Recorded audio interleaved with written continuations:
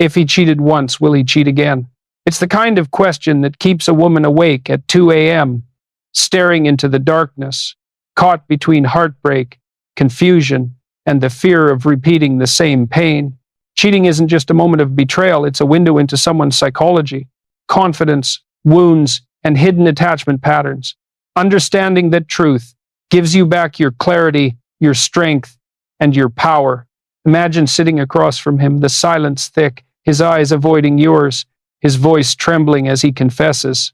In that moment, something inside you shatters. It's not just that he lied, it's that your emotional safety, your trust feels ripped away. You start questioning your worth, your intuition, your ability to choose love wisely. But the real story doesn't begin with you. It begins inside him. Cheating almost never starts with physical desire. It starts with cracks beneath the surface, unresolved insecurity, unspoken fears, and emotional immaturity. For many men, cheating is not about passion. It's about escape. Escape from responsibility. Escape from emotional exposure. Escape from the vulnerability of being truly seen.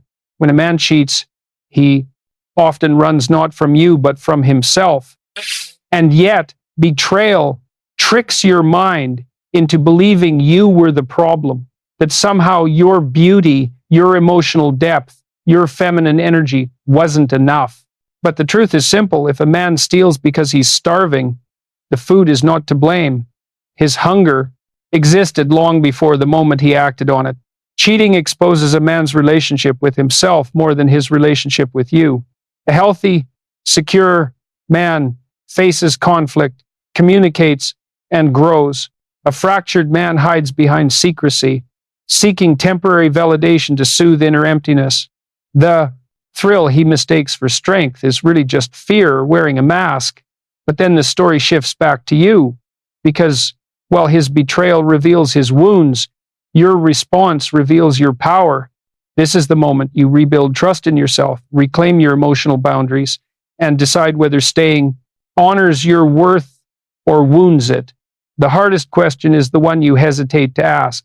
Was this a one-time collapse or a repeating pattern rooted deep in his psychology?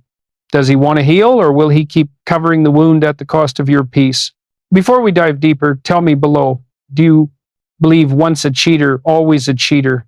Your voice matters here. This isn't just a lesson. It's a conversation we navigate together. When a man with a secure attachment style cheats, the shock hits differently. You're left spiraling, wondering if even good men are unpredictable, if trust itself is an illusion. Suddenly, healing becomes a dual journey, understanding the psychology behind his choices while reclaiming your identity as a high-value woman.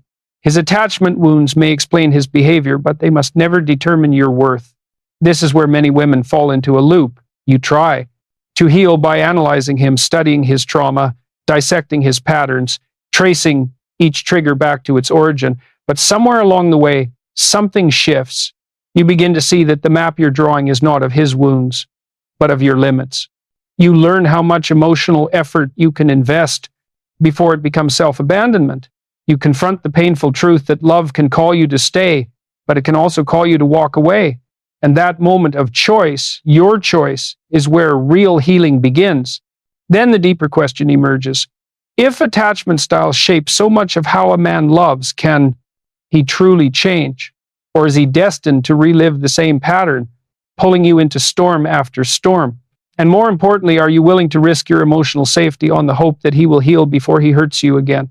Every woman knows that silent collapse that follows betrayal, the way your reflection feels dimmer, the way something inside feels smaller. You catch yourself whispering, was it me? Did I lose my spark? Did I fail to hold his attention? That internal interrogation is the cruelest part of infidelity, because it attacks not just trust, but the foundation of your confidence. But what is confidence, really? It's not loud, not showy, not armor made of ego. True confidence is emotional safety within yourself, the unshakable truth that no matter what someone else does, you remain whole. Betrayal blinds you to that wholeness and pulls you into the gravitational field of insecurity, where you feel your value shrinking in relation to his behavior. You begin to measure your self-worth by how much attention he gives, instead of realizing that your life, not his, is meant to be the center of your world. When a man cheats and you collapse inward, a dangerous cycle begins. He senses you're shrinking, and in a twisted way, that collapse reassures him. The balance of power shifts. If you doubt your worth, he assumes you'll tolerate more. If you question yourself, he suspects you'll forgive again. Betrayal doesn't just break trust, it tests whether you know how to defend your own value. A high-value woman doesn't prove her power with volume or threats. Her boundaries speak for her. Her presence declares, "I will not abandon myself for anyone." That energy is magnetic, not because it manipulates, but because it commands respect. And here lies the paradox. Many women think staying proves strength, but sometimes the greatest act of confidence is walking away. Leaving says your heart, your feminine energy, your capacity to love are too sacred to be wasted on someone who cannot honor them. Trauma recovery begins not when he apologizes, but when you remember. Your soul deserves more than crumbs. Confidence is rebuilt slowly, like reconstructing a fortress brick by brick, through boundaries, through community, through choosing yourself again and again. And yet, the mind returns to the question that haunts every betrayed woman. What if my strength becomes the catalyst for his change? What if he grows because I refuse to collapse? But that too can become a trap, tying your value to his transformation, because his healing is his responsibility. Yours is returning to yourself. And this brings us to the belief whispered everywhere: once a cheater, always a cheater. It feels final, heavy, protective. But is it truth, or is it fear dressed as wisdom? Some men repeat the cycle endlessly. Others break under the weight of guilt and rise transformed. The difference isn't in the cheating, it's in how he confronts the truth afterward. Behavior, not words, reveals the man in front of you. Patterns are the only real confession. And yet, this is where the knife truly twists, because sometimes you see real remorse. You see a man stripped of defenses, trembling in the truth of what he's done. You catch a glimpse of the frightened boy beneath the adult facade, someone who never learned emotional safety or how to let love in without fear. And suddenly you're torn. Is this brokenness a seed for growth, or just another layer of danger? That's the cruel paradox. His vulnerability makes you want to stay, yet it may be the very thing that wounds you again. So the old phrase echoes: once a cheater, always a cheater. Is it clarity, or is it resignation? The answer often depends less on him and more on you, on whether you see yourself as powerless to his impulses or as a high-value woman with boundaries grounded in truth. Then another unsettling question rises. What if cheating isn't just a mistake, but an addiction? What if the thrill, the secrecy, the rush become a pattern that strengthens every time he repeats it? It often begins quietly, a strange tone, a coldness in his presence, a message he hides. You think you're imagining it until the pieces link together and the truth stands bare. But here's the part few talk about. Cheating is rarely random. For some men, it becomes a cycle. The secrecy gives them power. The fantasy gives them escape. The adrenaline becomes intoxicating. And remorse, sometimes even that becomes part of the cycle. Because every time you forgive without seeing real change, a psychological trigger forms. He learns he can betray you and still access your love, your attention, your feminine energy. Forgiveness becomes fuel, not healing. But the cycle isn't only his, it can become yours. Trauma binds. You second-guess your intuition. You justify his patterns. You silence your truth to keep the peace. Yet the cycle continues, only if you stay inside it. When you rise into your worth, the pattern breaks, not because he transforms, but because you stop participating in his chaos.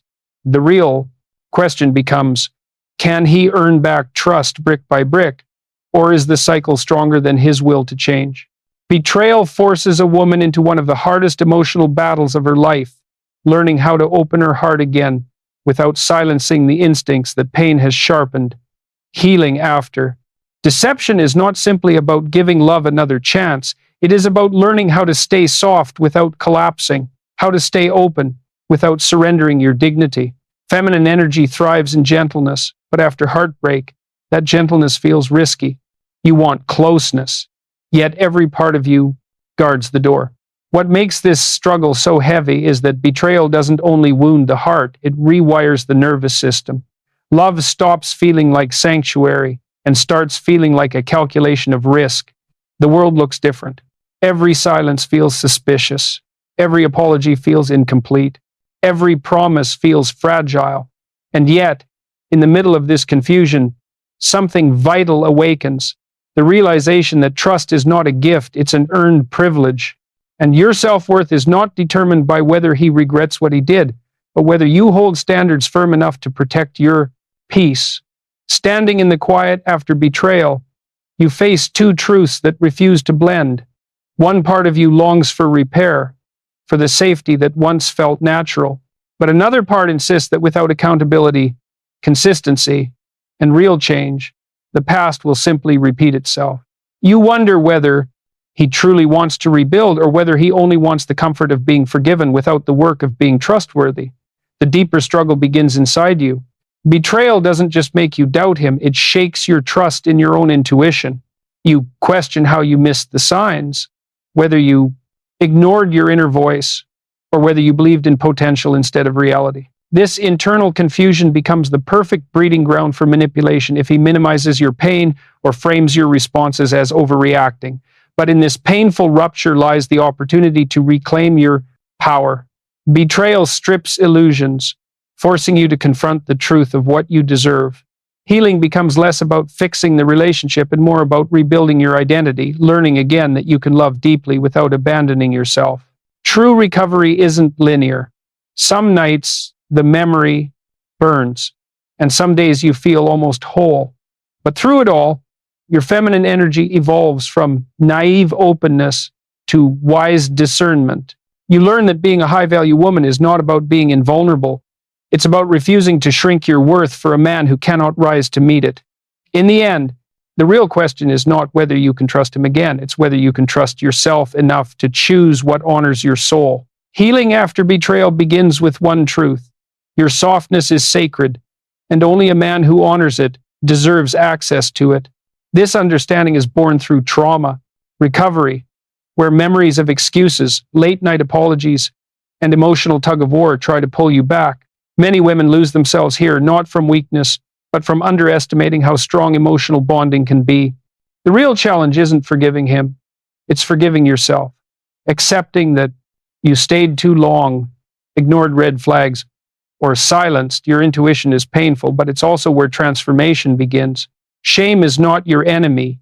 It's a signal pushing you towards stronger boundaries and deeper self-worth. Even as you rebuild, his echo lingers. Recovery isn't clean. It requires resisting the familiar pull of what once felt like love. The question becomes, will you return to the cycle or choose the strength of becoming a high-value woman who knows her worth is non-negotiable?